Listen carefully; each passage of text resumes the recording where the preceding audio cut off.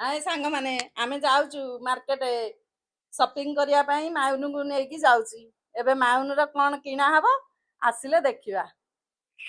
Tata bye bye. ମାଉନୁ ଏଠି ପୁରାପୁରି ready ହେଇଯାଇଛି। ଦେଖନ୍ତୁ କେତେ ଖୁସି ଅଛି ମାଉନୁ। ବହୁତ ଖୁସି ଅଛି ମାଉନୁ। ଏବେ ଆମେ ପହଞ୍ଚି ଗଲୁ ସପିଂ ମହଲରେ। କଣ କିଣା କିଣି କରିବା ଦେଖିବା ଟିକେ ଭିତରକୁ ଗଲେ ଆଉ। ତାପରେ କିଛି ଜୋତା ଦେଖି ନେଇଥିଲୁ ମାଉନୁର। ମାଉନୁର ଜୋତା ତା ପାଦକୁ ତ ହେଉନଥିଲା। ତଥାପି ବଡ ସାଇଜ ଦେଖିକି ଆଣିବାକୁ ପଡିଲା ଟିକେ ଆଉ। ଏବେ ତ ମାଉନୁକୁ 6 ମାସ ଚାଲିଛି ଦେଖିବା କଣ ତା ପାଦକୁ ହଉଛି ଜୋତା। ମାଉନୁ ଦେଖନ୍ତୁ ଏଠି ବହୁତ ଖୁସି। ତା ମା ତ ବହୁତ ଖୁସି ଅଛି। ମାଉନୁ ଯେତିକି ଖୁସି ତା ମା ତା ଠାରୁ ଅଧିକ ଖୁସି। ଏବେ ମାଉନୁକୁ ଗୋଟେ ଜୋତା ହେଇଗଲା ସେଇଟା ଆମେ ନେଇ ଆସିଲୁ। ତାପରେ ମାଉନୁ ଦେଖନ୍ତୁ ବହୁତ ଖୁସି।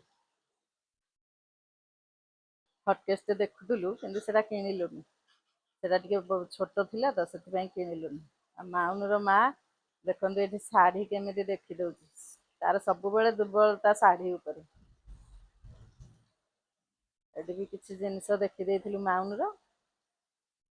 ମାଉନୁ ଖାଲି ଅନଉଛି ସବୁ ଲାଇଟିକି ଦେଖୁଛି ସବୁ କଣ କଣ ସବୁ ଅଛି।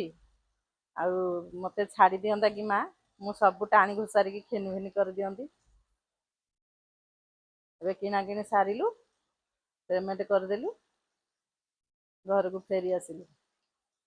ତାପରେ ଦେଖିଲୁ ଗୋଟେ ମୋମୋ ଷ୍ଟଲ। ସେଠିକି ଗଲୁ ଟିକେ ମୋମୋ ଆଉ ଦେଖିକି ପାଟିକୁ ଆଉ ସମ୍ଭାଳି ପାରିଲୁନୁ।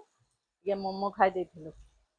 ମୋମୋ ଟା ବହୁତ ରାଗ ଥିଲା ହେଲେ ଆଖି କାନରୁ ପାଣି ବାହାରି ପଡୁଥିଲା ହେଲେ ବି ଲୋଭ ସମ୍ଭାଳି ନ ପାରି ଖାଇବାକୁ ପଡିଲା କଣ କରିବା।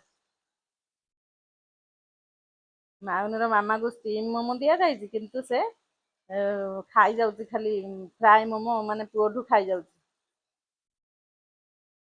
ତାପରେ ମତେ ବି ମୋର ବି ଇଚ୍ଛା ନାହିଁ କିନ୍ତୁ ମତେ ବି ଖୋଇ ଦଉଛି। ଠୁସ୍ ଠୁସ୍ କରି ଖୋଇ ଦଉଛି ଆଉ କଣ କରିବା। ଖୋଇ ଦଉଛି ଯେତେବେଳେ ଆଉ ଛାଡୁଛି କିଏ। ଦେଖନ୍ତୁ ସେ ଖାଲି ଠୁସ୍ ଠୁସ୍ କରି ଖାଇଯାଉଛି କେମିତି ମୋମୋ। ତାପରେ ପଳେଇ ଆସିଲୁ ମୋମୋ ଖାଇକି ଗୋଟେ ଚପଲ ଦୋକାନକୁ। ସେଠି ବି ଚପଲ ଟିକେ ଦେଖି ନେଇଥିଲୁ। ଚପଲ ସେଠି ଦେଖି ନେଇଥିଲୁ ତାର ହଳେକୁ ମୋର ହଳେ କିଣିକି ନେଇ ଆସିଲୁ ଘରକୁ ସିଧା ଆଉ। ଆଉ ମାଉନୀର ଲାଗି କଣ କିଣିଲୁ ସେଟା ନେକ୍ସଟ ଭିଡିଓରେ ଦେଖିବୁ।